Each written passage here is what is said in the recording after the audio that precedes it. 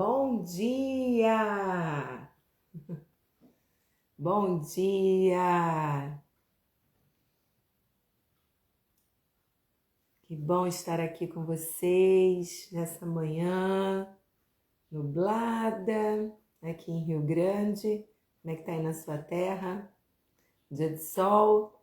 Bom dia, Valnice! Bom dia, Claudinha! Sejam bem-vindas! Coisa boa estar aqui com vocês. Pedi meu esposo para me ajudar aqui. Denilson. Bom dia.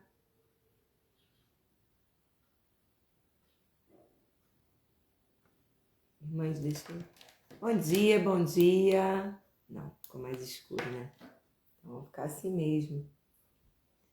Tá um pouco distante a câmera, daí fica, a iluminação não fica muito boa, né? Mas é porque eu quero que vocês vejam a janela. Tem muito a ver com a dona moça que vai sentar conosco aqui e tomar um cafezinho hoje. Bom dia, Fê. Bom dia, Isabel. Bom dia, Fran. Bem-vinda. Ô, Claudinha, obrigada. Você gostou do lilás? Fica bem, né? É uma cor que eu acho que valoriza meu tom de pele. Me descobrindo aí no lilás, no roxo. O roxo eu já sabia que era bom para mim, mas o lilás está sendo uma descoberta muito gostosa. Meninas, muito bom dia. Nós estamos aqui na live Café com Jesus e as Mulheres da Bíblia. Então, desde o comecinho de março, nós temos tomado café com algumas mulheres da Bíblia. Você que tem acompanhado, você se lembra quem foram as mulheres que sentaram na mesa conosco? Quais foram, gente? Quem aí está acompanhando, quem está assistindo de vez em quando? Quais foram as mulheres que sentaram na mesa conosco para esse café com Jesus e as mulheres da Bíblia? Hein? Quem se lembra? Primeira mulher com quem a gente tomou café. Falem para mim, escrevam aí nos comentários.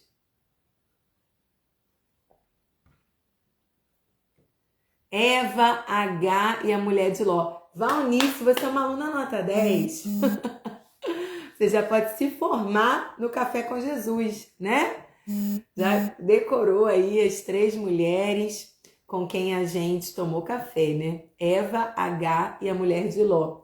Claudinha, a Sunamita entrou na live de H, né?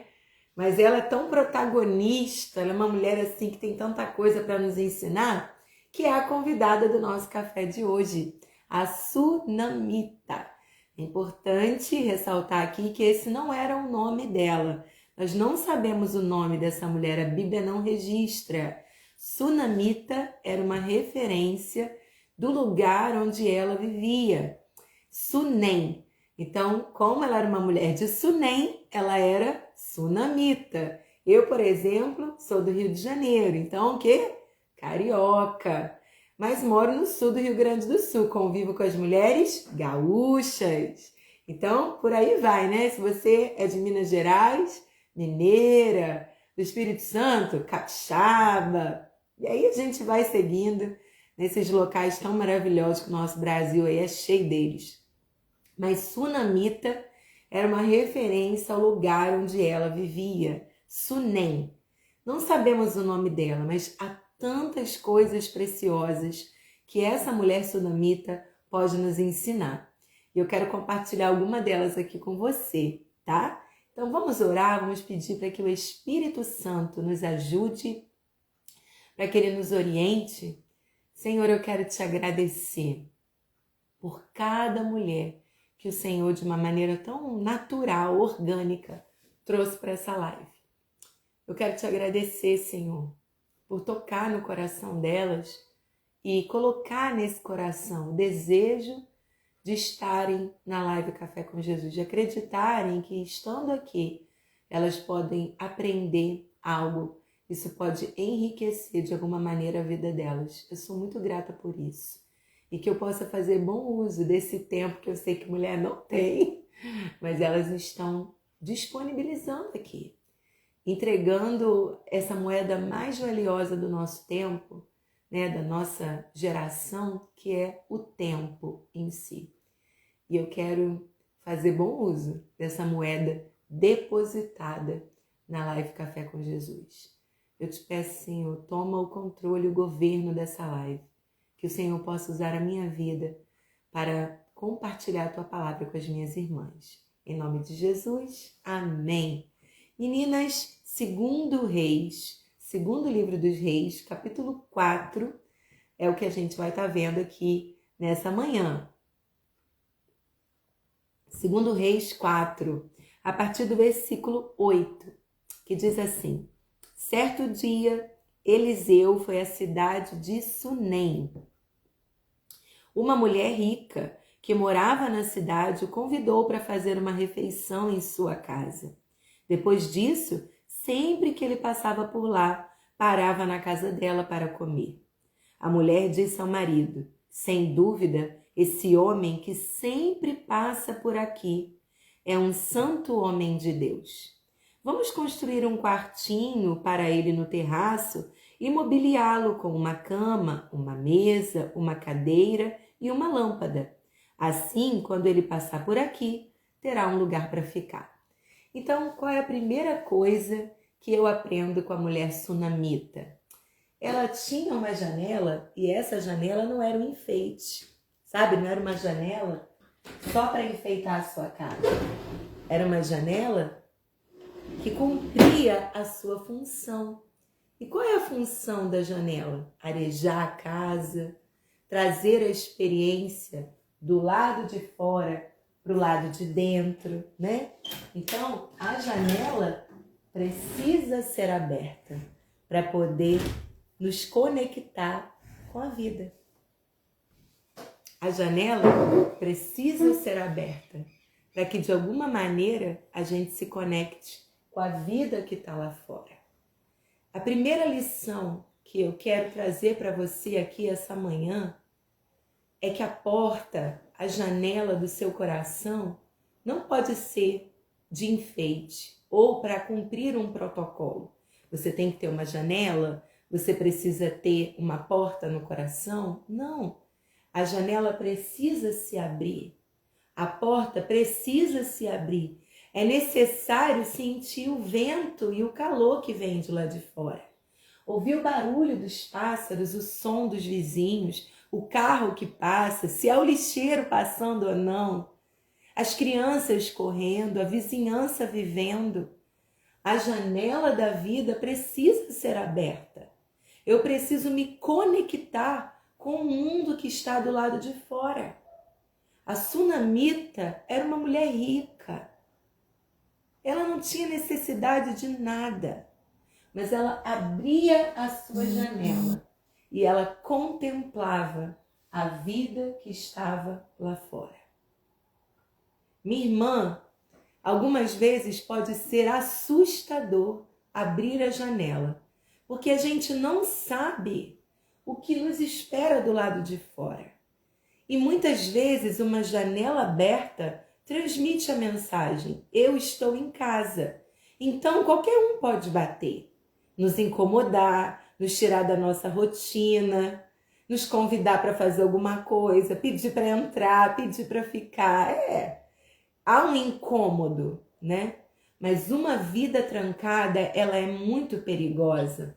Por exemplo, nós vimos sobre a mulher de Ló na semana passada, mas não vimos sobre as filhas delas, né? Quem sabe, em algum momento, as filhas de Ló sentam-se nessa mesa e conversem um pouco conosco, contando as experiências delas. Mas uma coisa muito interessante das filhas de Ló é que elas estavam no alto da montanha, mas trancadas dentro de uma caverna.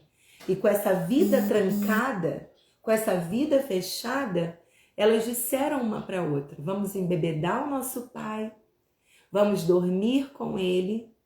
Para quê? Para que tenhamos um filho com ele e possamos garantir a descendência do nosso pai. Porque não há homens para nós na terra. Elas pegaram a visão da caverna e transferiram para o lado de fora. Porque, irmãs, se elas saíssem da caverna, elas iam ver que havia uma vida de possibilidades. Haviam homens ali do lado de fora, com quem elas poderiam se relacionar, com quem elas poderiam conversar. Você entende? Então essa vida trancada, essa vida fechada, essa vida que não se conecta, é muito semelhante ao que a gente lê em Daniel, capítulo 8, versículo 5. Daniel teve uma visão e ele via bodes correndo. E era uma visão, né? A interpretação tá lá no próprio capítulo 8, né? A interpretação dessa visão. Cada um daqueles animais que Daniel viu era um rei, um império que surgiria na terra. E ele foi mostrando como o império seria sucedido pelo outro. E veio o bode representa um império, representa um rei. Mas o que eu quero chamar a sua atenção é que Daniel viu aqueles bodes, né? Aquele bode correndo tão rápido, tão rápido, tão rápido, que o seu pé não tocava no chão. Ele era tão ligeiro na corrida que o pé não tocava o chão. Essa vida acelerada, cheia de atividades, essa vida de janela fechada, onde só importa o que está acontecendo aqui dentro, o que eu estou sentindo, o que eu estou pensando, minha vida, meu cotidiano, minha rotina, me desconecta.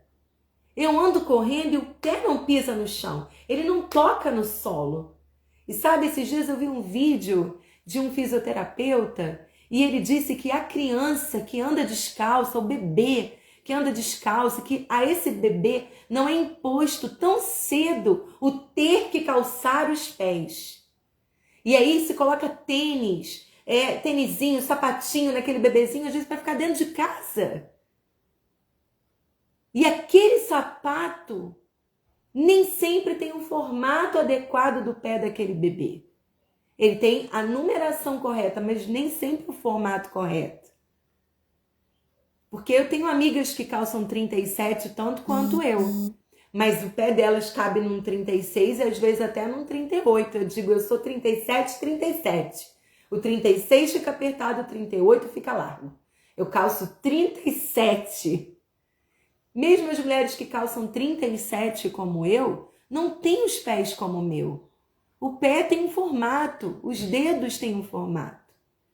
E quando a gente não toca no chão, quando os nossos pés não tocam o chão, não se conectam com a vida, com o que está acontecendo do lado de fora da casa, do lado de fora do coração, sabe o que acontece? A anatomia desse pé é modificada para caber no sapato. E esse pé se torna deformado. Essa é a realidade de um pé que não toca o chão. Ele se deforma para caber dentro de um calçado. Enquanto nós vivemos com a janela da alma fechada, com a porta da alma fechada, nós estamos deformando o nosso pé. Nos deformando para caber nas circunstâncias da vida. Quando as circunstâncias da vida deveriam se acomodar à nossa essência enquanto mulher. Você entende isso?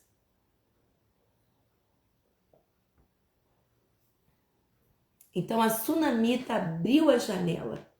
E ao abrir a janela, ela percebeu: esse homem é um profeta. Eu não quero que ele fique do lado de fora. Eu não quero que ele olhe pela janela. Eu quero que esse homem entre dentro da minha casa. Eu quero convidá-lo a entrar no meu lar. E porque ela observou,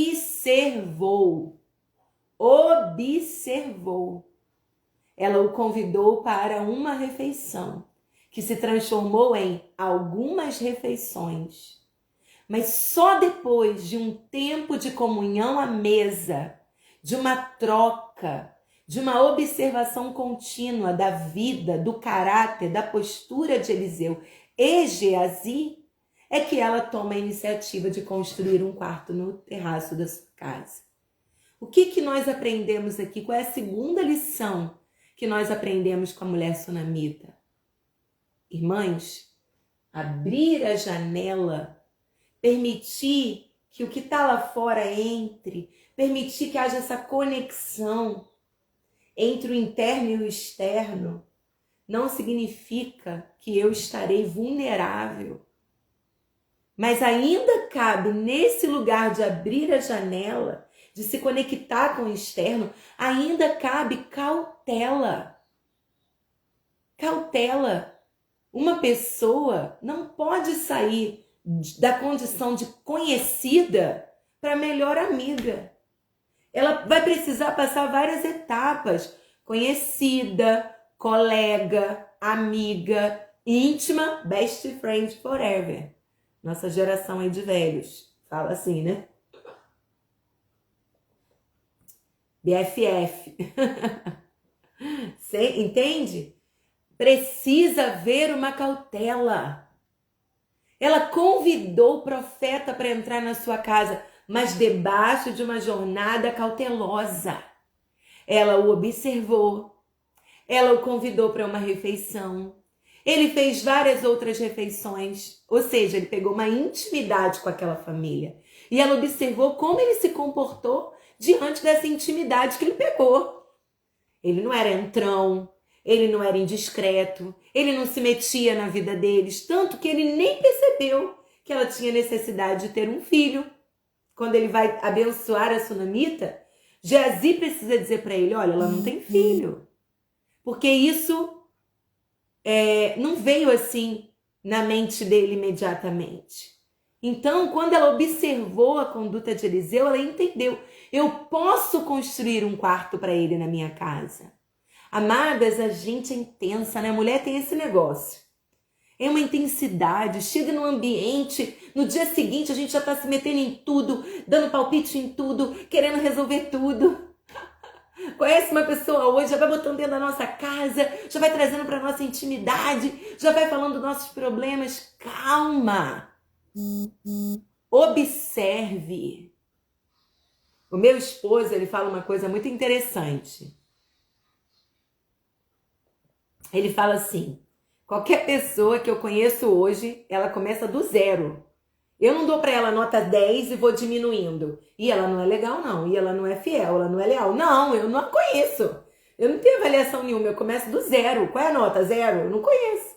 À medida que eu for caminhando com ela, confiável, íntegra, honesta, leal, verdadeira. Então ela vai subindo no meu conceito. Ela não vai diminuindo o conceito nota 10 que eu dei para ela.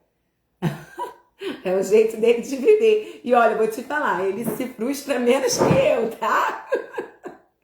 Ele acumula menos problemas relacionais do que eu já acumulei na minha vida. Você compreende isso? A cautela. Irmãs, cautela. Um passo de cada vez, né? A minha filha agora está no ensino médio, uma escola nova, amigos novos. E aí eu falo para ela, você tem colegas. Você está 1 mês estudando nessa escola. Eles são o quê? Colegas de turma. Aí vão se tornar seus colegas. À medida que o tempo for passando, vão se tornar amigos. E desse grupo de amigos, você vai encontrar aqueles que chegam junto. É uma jornada. Às vezes, irmãs, eu observo as pessoas assim. Eu falo uma palavra, um aconselhamento, e elas dizem, você é minha pastora. Eu digo, como? Se eu não te conheço, se eu não caminho com você, eu não sei sua vida, eu não sei seu dia a dia, como que eu posso pastorear uma pessoa que eu não tenho convívio? Porque é muita intensidade, irmãs. Olha, observa a prudência, a sabedoria dessa mulher. Primeiro, ela abre a janela. Segundo, ela observa a vida. No meio da vida, ela encontra Eliseu. Ela observa Eliseu janela fora. Ganhou a confiança, janela fora. Ele vem para a mesa. Faz uma refeição. Faz outra. Faz outra. Passa a fazer sempre refeições ali. Ele veio para comer, está bem definido. Você está nessa mesa para quê, Eliseu? Para comer. É para isso que você sentou nessa mesa, para comer. Agora vamos construir um quarto para ele. Olha o progresso. Olha o progresso dessa mulher. Tudo devagar. Irmãs, você aí que é solteira ou você que está sozinha, né? Uma mulher divorciada, uma mulher viúva, uma mulher já solteira que está em busca de um parceiro para a vida. Devagar, minha irmã, devagar. Não acredite na primeira conversa, né? Ai, hoje eu acordei pensando em você. Que bom. Um pé na frente, um pé atrás. Devagar. Você vai crescendo nesse relacionamento. Devagar. Vai conquistando a confiança devagar. Então, essa é a segunda lição que nós temos da Sunamita. Uma mulher que era cautelosa, era prudente. Era aberta? Era. Era aberta, mas por isso eu deixei um lado aberto e um lado fechado. Uma cautela para viver um relacionamento progressivo. Não comece com tanta sede no pote. Não se exponha tanto, não se abra tanto, não fale tanto de si, não deposite tanta esperança no outro. Pelo menos não imediatamente. Abra uma banda da janela e deixe a outra fechada. Até que você possa confiar as duas janelas abertas. Ainda assim, saiba, as pessoas são falhas, limitadas. E mesmo sem querer, elas podem nos ferir e magoar. Muita calma nessa alma. Muita calma nessa alma. Vá devagar. A Dev Tyrus, que era uma mulher assim incrível, criadora da mentoria Experiência do Lar, uma norte-americana, ela já no auge da sua maturidade, uma mulher idosa, então já vivendo tantas coisas com o Senhor, ela dizia assim: você pode fazer tudo, mas não pode fazer tudo ao mesmo tempo. Calma, cautela, uma coisa de cada vez, vai dando os passos, né? Então, um desconhecido, ele não pode ser o seu melhor amigo do dia para a noite. Um desconhecido não pode se tornar o amor da sua vida de um dia para a noite. As pessoas até falam, né? Foi amor à primeira vista. Tá bom, mas vamos deixar esse amor amadurecer, crescer, verifica. Porque a pressa, a correria, a impulsividade, o preço pago pode ser alto demais. Alto demais, certo? E aí, o que aconteceu a partir do versículo 11 de 2 Reis, capítulo 4? Um dia Eliseu voltou a Sunem e subiu ao quarto para descansar, que ele agora já tinha conquistado a confiança da família. Disse a seu servo Geazi, é até interessante, né? Porque ela não toma uma decisão sem falar com o marido. Aqui, gente, não fica encaixotada nesse negócio. Eu tenho que falar tudo com meu marido tem que... Sabe, não sai desse lugar de enxergar a submissão dessa maneira, escravizadora. Não é isso. Isso também mostra uma característica dessa cautela que ela tinha. Amor, tô pensando em fazer isso. O que você acha? Você concorda comigo que ele é um homem de Deus? Porque, né, ele vai ficar aqui dentro da nossa casa. Então, irmãs, tenha conselheira, busque ajuda na multidão de conselhos à sabedoria. Converse com alguém mais maduro. Eu tô pensando em fazer isso. O que você acha? Você faria isso no meu lugar? Você já passou por isso? Você já se viu nesse lugar? Já precisou tomar essa decisão? Foi essa decisão que você tomou? Então, busque também conselhos de outras pessoas. Sabe, irmã, se você, para fazer uma compra, não pode contar pro marido que tem alguma coisa errada com essa compra. Ou também pode ter alguma coisa errada nesse relacionamento, né? Nessa maneira de se relacionarem um com o outro. Então, tenha pessoas com quem você vai conversar. Mas vamos seguir aqui. Quando ele veio, Eliseu disse a Geazi, diga-lhe, somos gratos por sua bondade e seu cuidado conosco. O que podemos fazer por você? Podemos falar em seu favor ao rei ou ao comandante do exército? Olha, uma proposta tentadora. Por quê, gente? Os reis, eles eram abusivos, né? Os impostos, os tributos eram muito altos. Até em Provérbios tem um versículo que diz assim, a lavoura do pobre produz mantimento em fartura, mas ele nada tem, porque os governantes são corruptos. Então, as pessoas produziam, mas elas não conseguiam viver da sua produção. Por quê? Porque os juros eram muito altos, os impostos eram muito altos, tudo era do rei. Tudo era do rei. Tanto que no capítulo 8, ela é orientada por Eliseu a deixar Sunem, por conta de uma situação difícil que ia acontecer. E ela passa anos fora de Sunem. Quando ela retorna, ela tem que ir ao rei pedir autorização para pegar o que era dela de volta. Então, está lá em 2 Reis, capítulo 8. Aí Eliseu diz assim, ó, você quer que eu fale sobre você ao rei? Quer ficar livre de imposto, desse jugo financeiro, que muitas vezes faz com que as famílias precisam vender os seus filhos. Era algo muito comum no período dos reis, né? Para poder custear aquelas dívidas altíssimas, os filhos eram vendidos como escravos e tudo mais.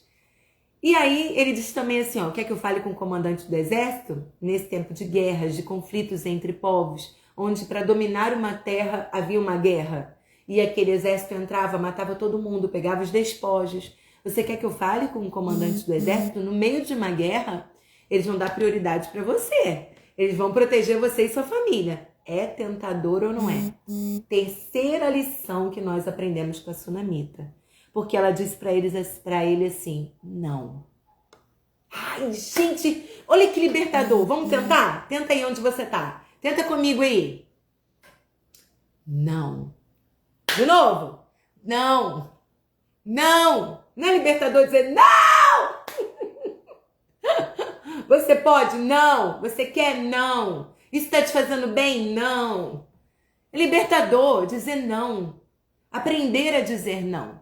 Mas o que eu quero enfatizar aqui? Não o dizer não em si, né? Essa questão só. Mas quando Eliseu traz uma proposta tentadora, a princípio todo mundo ia querer isso. Ela diz, não, eu não preciso disso. Amiga, esse sapato, não, eu não preciso de mais um par de sapato. Amiga, olha essa roupa, não, eu não preciso. Ai, não, eu não quero, não tenho essa necessidade. Amiga, vamos comer mais docinho? Não, eu tô bem. Vai repetir? Não, eu tô satisfeita. Não, eu preciso ocupar mais um dia com mais uma atividade? Não, eu preciso abraçar mais alguma coisa? Não. Irmãs, o que Eliseu propôs era bom. Era algo bom. Será que não era bom o que Satanás propôs a Eva? Você vai ser conhecedora de tudo. Quem não quer ter conhecimento? Você não gostaria de saber se alguém te quer bem, se te quer mal, se está armando alguma coisa para você ou não? Ah, se Eva tivesse dito para a serpente, não, não quero, eu não preciso disso. Eu já estou bem e feliz em me relacionar com Deus que sabe de tudo. Eu não quero saber de tudo. Eu não quero essa aflição na minha cabeça, querer saber de tudo. Eu estou com Deus que sabe de tudo. E o que Ele achar que eu preciso saber, Ele vai me falar. Irmãs, olha que lição preciosa. A gente aprende aqui com a Sunamita. Eu não preciso de tudo que o mundo diz que eu preciso. Eu preciso de mais um curso, de mais um diploma, de mais uma graduação. Eu preciso mesmo de mais algumas notas de reais no meu salário. Quando eu coloco na balança o custo-benefício, isso está valendo a pena. Eu tinha uma amiga, há uns anos atrás, né? Muitos anos atrás mesmo, que ela trabalhava praticamente para pagar a creche da filha. Praticamente, o que sobrava era muito pouco. E eu dizia, isso está valendo a pena, amiga? Isso é custo-benefício. Você trabalha para pagar creche, não fica em casa cuidando da tua filha. Porque o trabalho que você tem, sai de casa, a hora que você sai, a hora que você chega, o desgaste, sabe, a culpa, não estou acompanhando, não estou vendo, e no final das contas, financeiramente, isso não é rentável para a sua família. Irmãs, a mulher de Provérbios 31, ela planta uma vinha, vê que o fruto é bom. Ela compra um campo, vê que é lucrativo e investe nele. Bota na balança. Isso é lucrativo. Isso é benéfico. Isso está mudando a sua vida. Isso está de fato abrindo portas para você? Coloca na balança, está valendo a pena? E aprenda a dizer não. Não quero, não preciso, não posso. Meu corpo não sustenta mais uma grama. Minha mente não dá conta de mais uma preocupação. Não, não quero. Eu não preciso.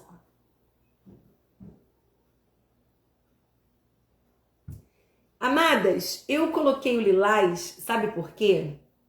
Porque eu gosto da ideia da feminilidade atribuída ao lilás e não ao rosa apenas. Porque o rosa é um padrão, né? Ai, rosa, muito feminino. Mas existe uma mulher lilás, que você olha e você vê é feminina, mas ela é lilás, né?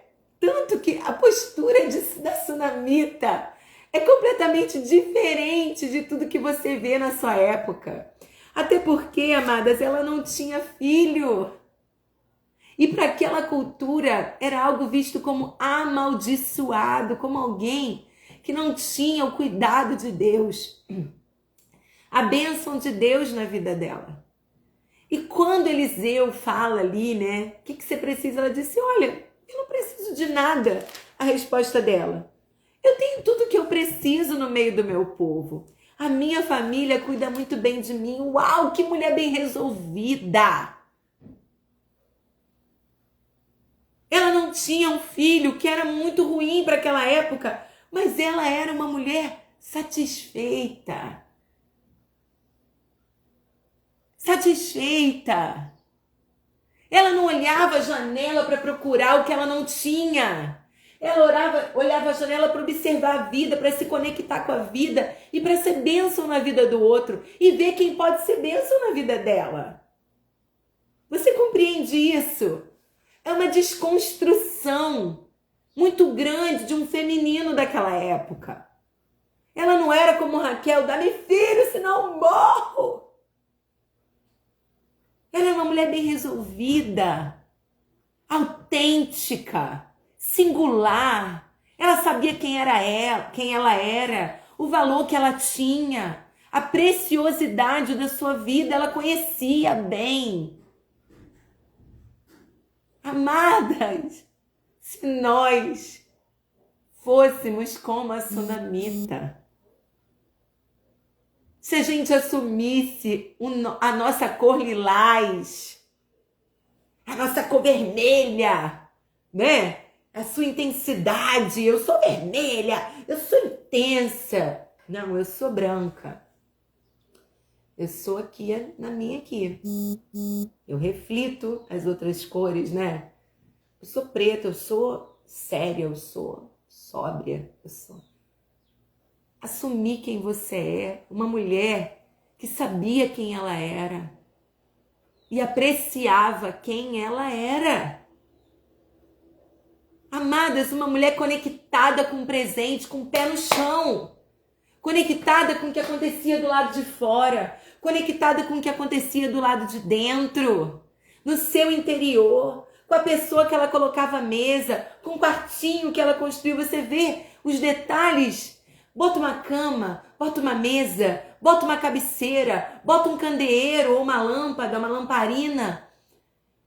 Prepara o ambiente com tudo que aquele homem ia precisar. Uma mulher conectada com o presente, com agora, com aqui, com esse momento.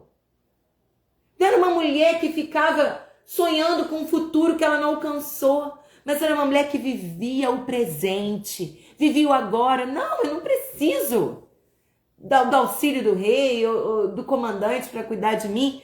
Eu tenho minha família que me protege. Eu tenho tudo que eu preciso no meio do meu povo. Eu sou feliz, eu sou satisfeita aqui. Eu estou conectada com a minha realidade, conectada com a minha vida. O meu pé está tocando esse chão.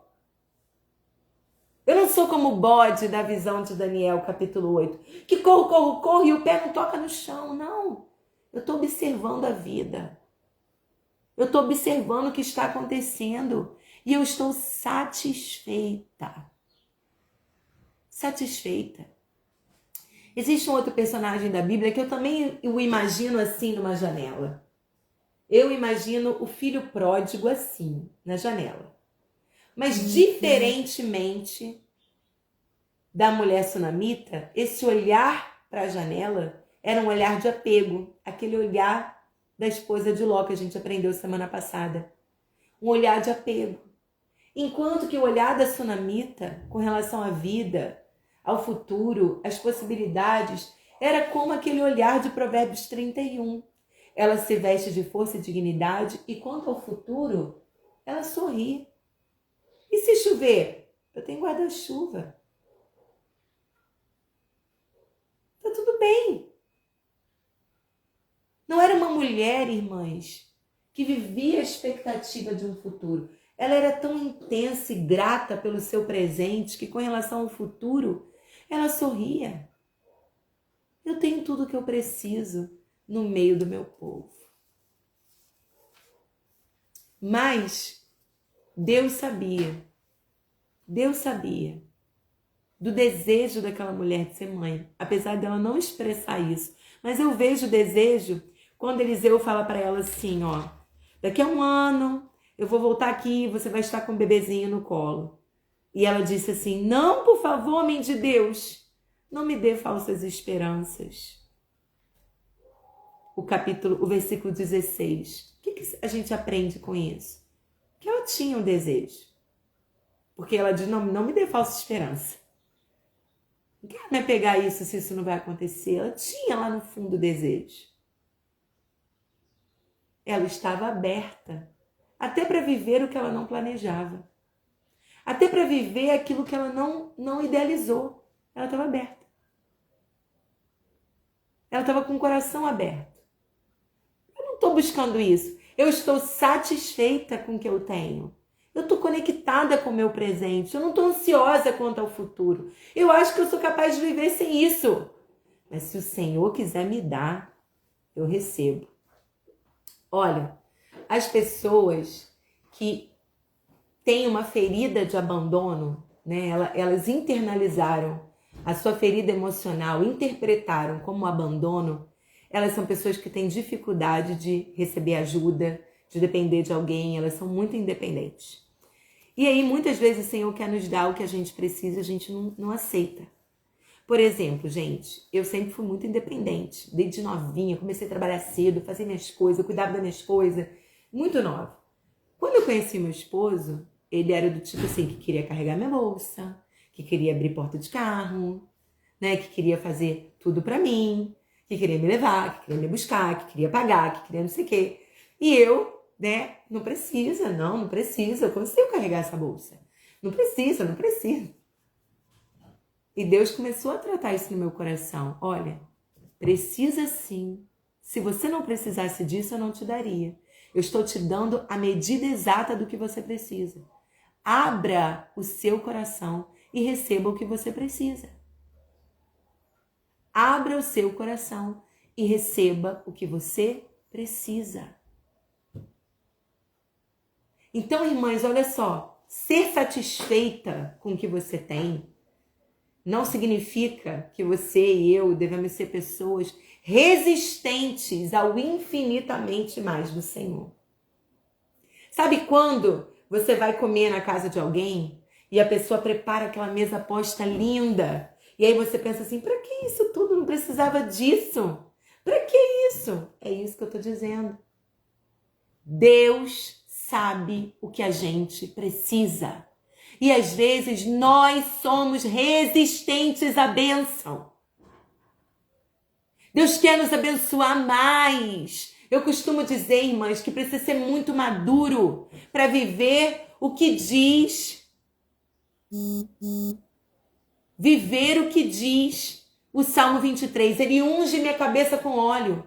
Prepara uma mesa para mim na presença dos meus inimigos, o meu cálice transborda. É preciso ser muito maduro para receber o transbordar do cálice, a honra, a bênção de Deus. Você tem que ser muito maduro para não ficar nesse lugar. Não, tá bom, tô satisfeita, não precisa. Como que... Não tem nem cabimento fazer isso por mim. Não, não, capaz. Que isso? A mulher sunamita, ela era satisfeita, mas ela era aberta. Quando o Senhor disse, olha, eu quero te dar um filho. Opa, manda o filho. E ela recebeu o filho. Irmãs, isso é lindo demais. Lindo demais. Ao mesmo tempo que ela era satisfeita com o seu presente, ela era aberta para o infinitamente mais de Deus. Ela não estava presa naquele mundo que ela criou, naquele mundo que ela vivia. De fato, amadas, eu acho que esse é o cenário perfeito para a sunamita, no meu ponto de vista. Uma janela aberta. Aí, queridas, eu sei que vai ficar ruim de você ver meu rosto, mas não tem problema não, que você tem que receber a palavra. Aí a gente vê Deus abrindo outro pedacinho da janela da sunamita. E ela aceita. E ela recebe a janela aberta. O derramar de Deus, o infinitamente mais do Senhor. É quando você sai de uma mentalidade só satisfeita para você experimentar a plenitude, a prosperidade de Deus. É quando Ele te abençoa com aquilo que você nunca falou, nunca compartilhou, e você está vivendo bem. E está tudo bem. Está tudo bem se a vida não te der isso, se isso não acontecer. Mas Ele é o Deus do infinitamente mais. Ele quer abençoar, Ele quer derramar, e você levanta a mão, estende a mão e diz, Senhor, tua filha está pronta.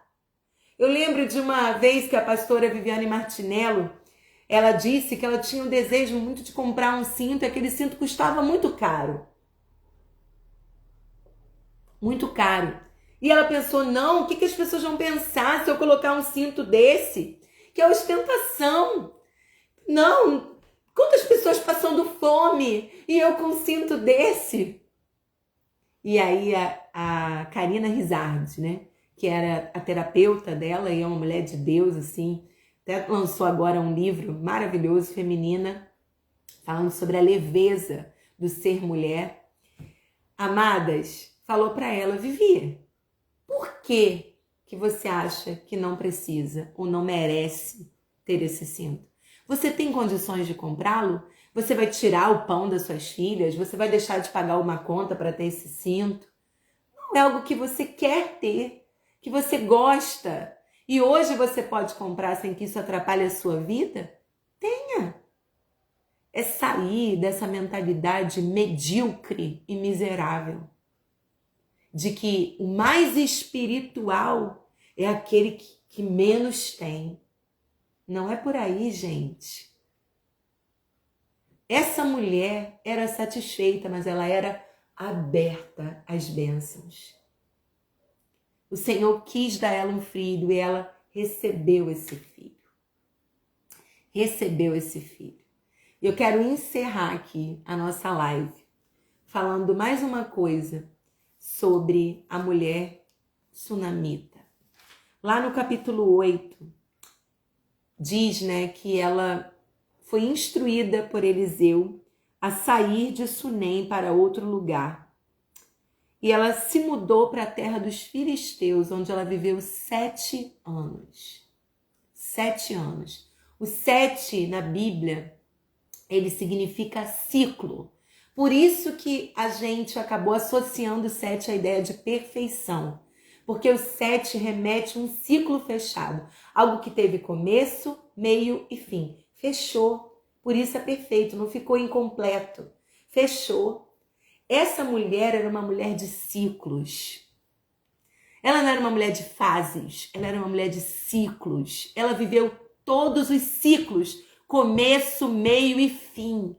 Ela viveu o ciclo de um casamento feliz, mesmo sem filho. Ela chega para aquele homem e fala, amor, eu tô vendo que esse homem é um santo homem de Deus, vamos colocá-lo na nossa casa. Isso mostra uma relação conjugal de parceria, de cumplicidade, mesmo não tendo um filho.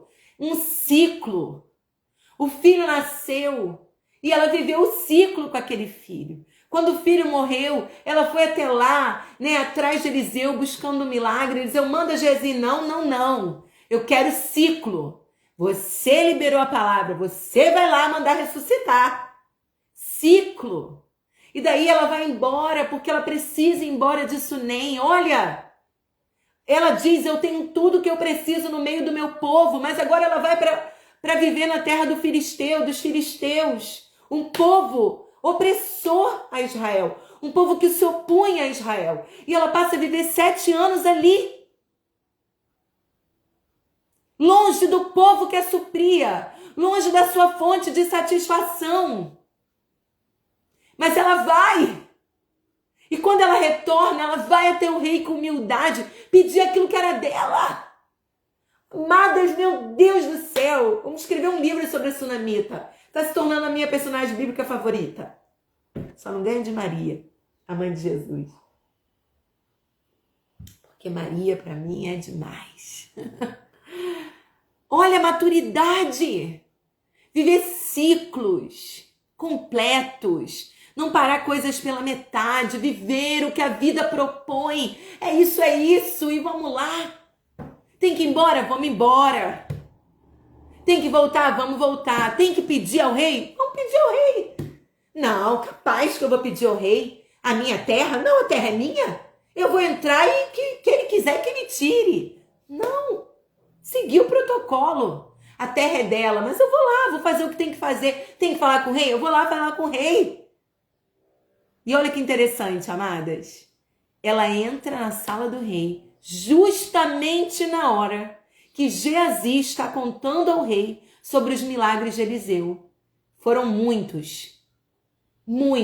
Eliseu realizou várias coisas, você pode ler na Bíblia aí.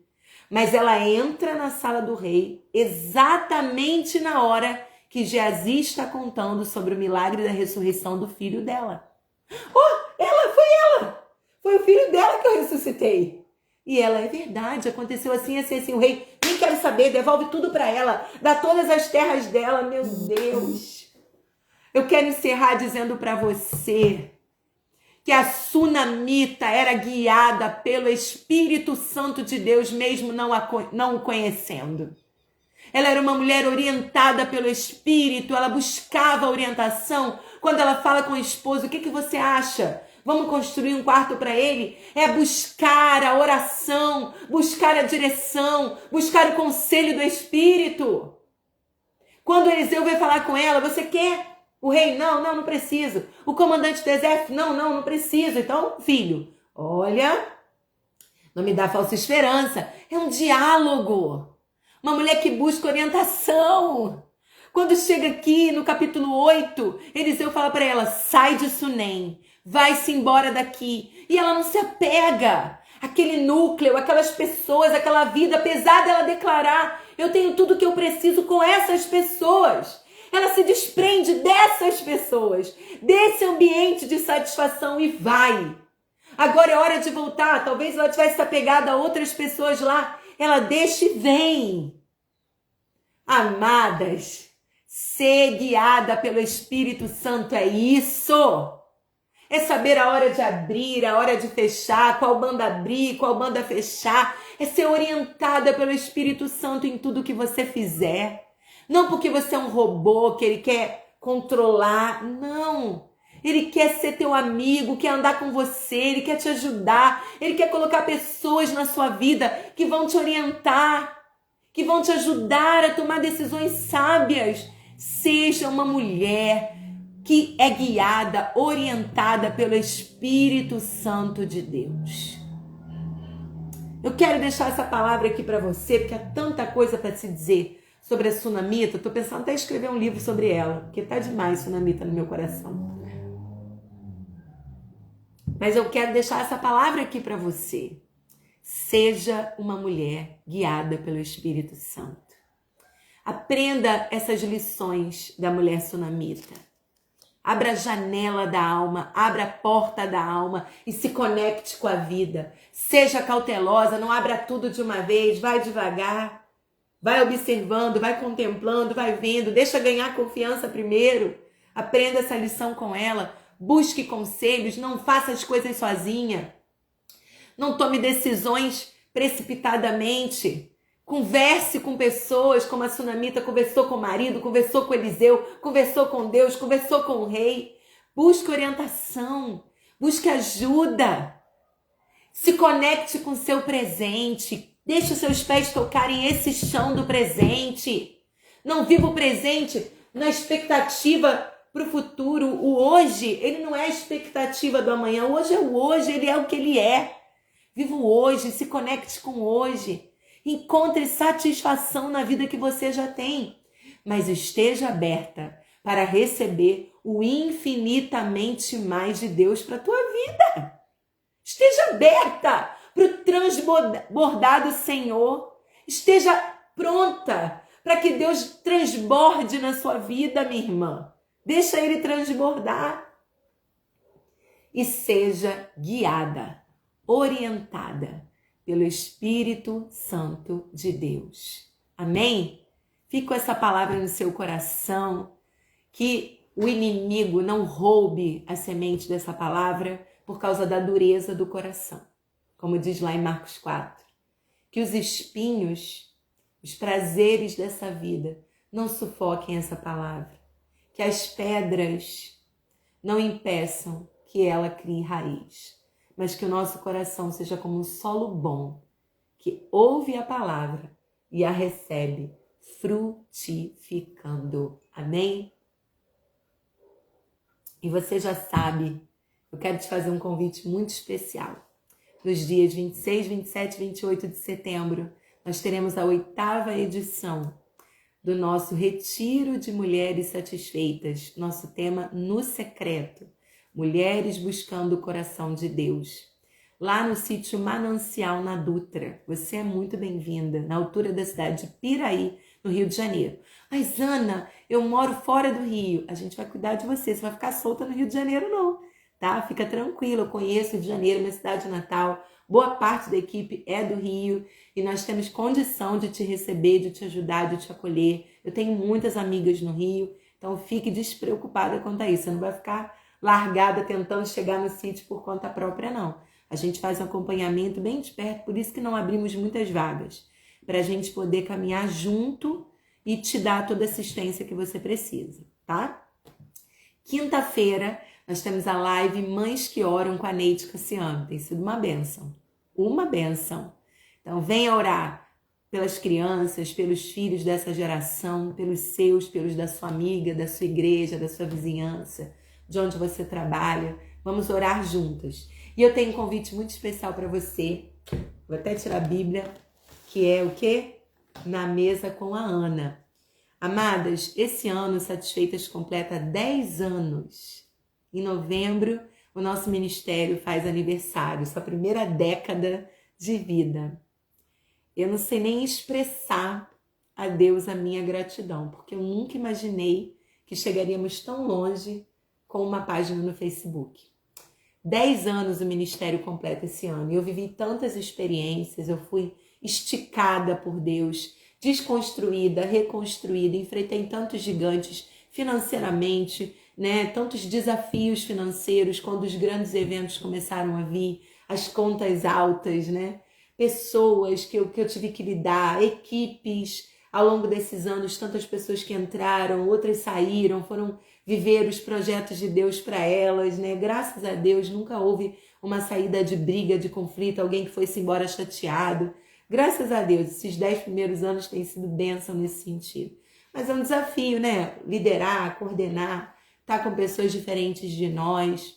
Me mudei para outro estado, tão longe do Rio de Janeiro, e administrar esse ministério tão longe é um outro desafio. Pastorear o coração da equipe, morando longe da maioria delas. São muitas as experiências. Eu vi milagres, eu vi chuva parar, dinheiro aparecer, né? Coisas incríveis acontecer, curas, respostas de oração, ventre estéril dar à luz. Tudo isso nós vivemos nesses 10 anos como equipe.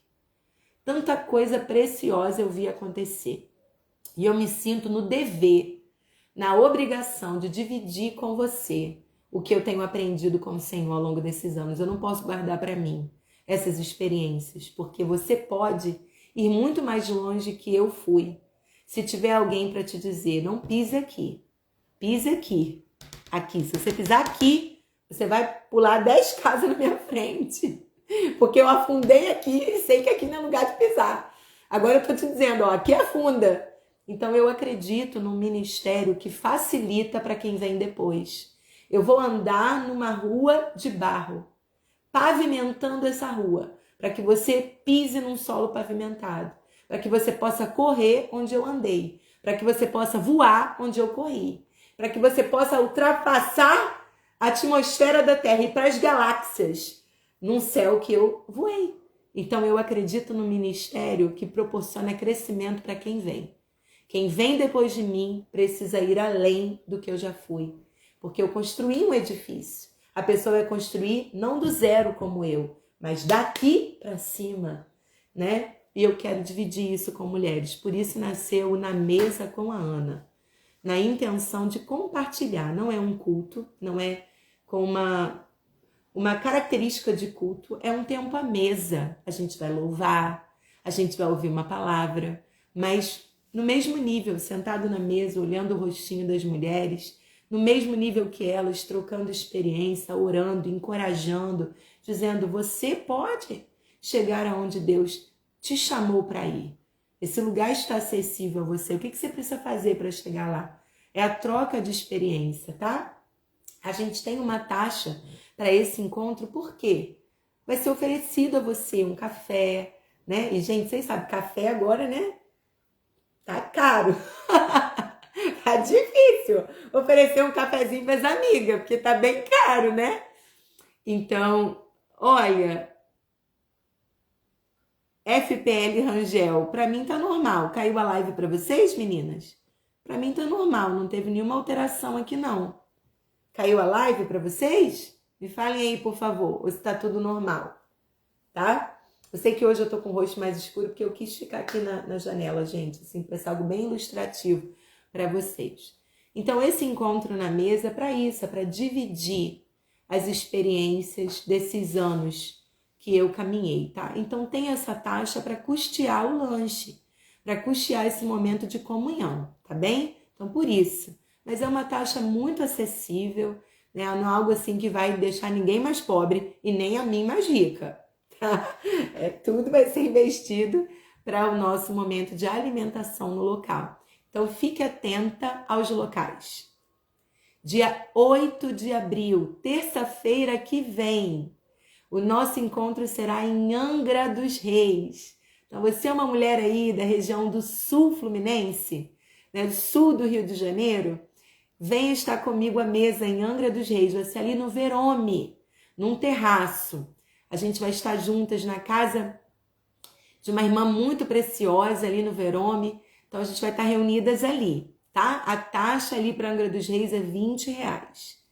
E depois, no dia 9, não é na mesa com a Ana, é um culto de mulheres na Igreja Batista Alvorada, no Conjunto João 23, em Santa Cruz, Rio de Janeiro. Aí é culto, entrada franca, não tem nada disso. Eu vou estar lá ministrando na mesa, lá, ministrando no culto, na Igreja Batista Alvorada, minha amiga Vivi.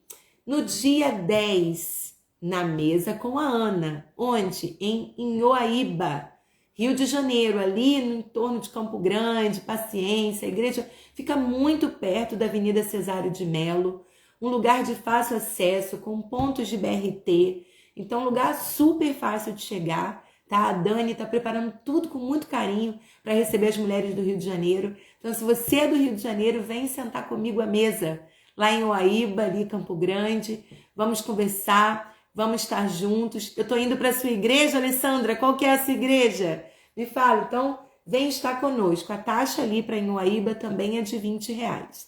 No dia 11, sexta-feira que vem, eu vou estar na igreja não, vai ser um buffet, como se fosse um salão de festas, em Juiz de Fora.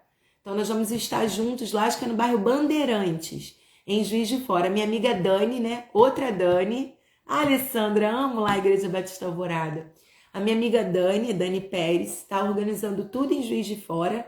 A taxa para Juiz de Fora é R$30, porque é um local, não é uma igreja, igual a gente vai fazer, ou uma casa de alguém. É um local, então aumentou um pouquinho esses R$10 aí, tá? E vamos estar junto. Já temos gente na mesa para Juiz de Fora, já temos gente na mesa para Angra dos Reis. E o pessoal do Rio de Janeiro? A minha terra, meu povo, minha gente. Quero sentar à mesa com vocês. Então vamos estar juntas, compartilhando. O tema desse primeiro Na Mesa com a Ana é sobreviver. Porque os Satisfeitas têm uma história no jardim. Mas antes de eu entrar no jardim, eu atravessei um deserto. Então eu quero falar sobre os desertos da vida que a gente precisa muitas vezes atravessar para chegar no nosso lugar de bênção, o propósito de Deus para nós, tá? Então venha caminhar conosco, venha sentar à mesa comigo. Eu vou ter muito prazer de dividir com você as experiências que eu tenho tido com o Senhor ao longo desses quase 10 anos de Satisfeitas. Amém? Vamos orar? Senhor, obrigada por esta manhã, por este café. Despede as tuas filhas debaixo da tua bênção e que tudo que elas fizerem no dia de hoje seja direcionado, guiado, instruído pelo Espírito Santo de Deus. Deus abençoe. Isso, Alessandra, vem para Inhaúma, em Uaíba. Em Uaíba, Campo Grande. É ali pertinho de você, tá? Em Uaíba. Então vem para cá, vamos juntas sentar à mesa em Campo Grande, em Angra e em Juiz de Fora. Deus abençoe, uma ótima terça-feira para vocês. A gente se encontra na próxima terça-feira para mais um Café com Jesus, tá? E ó, eu vou também fazer um café aqui para minhas amigas do Sul. Na mesa com a Ana, com as sulistas, minha terra, porque eu sou cariúcha. Isso mesmo, Claudinha. Metade carioca, metade gaúcha. Meninas, beijo no coração de vocês. Fiquem na paz de Jesus. A gente se encontra em breve. E vamos ver semana que vem quem vai ser essa mulher que vai tomar um cafezinho com a gente.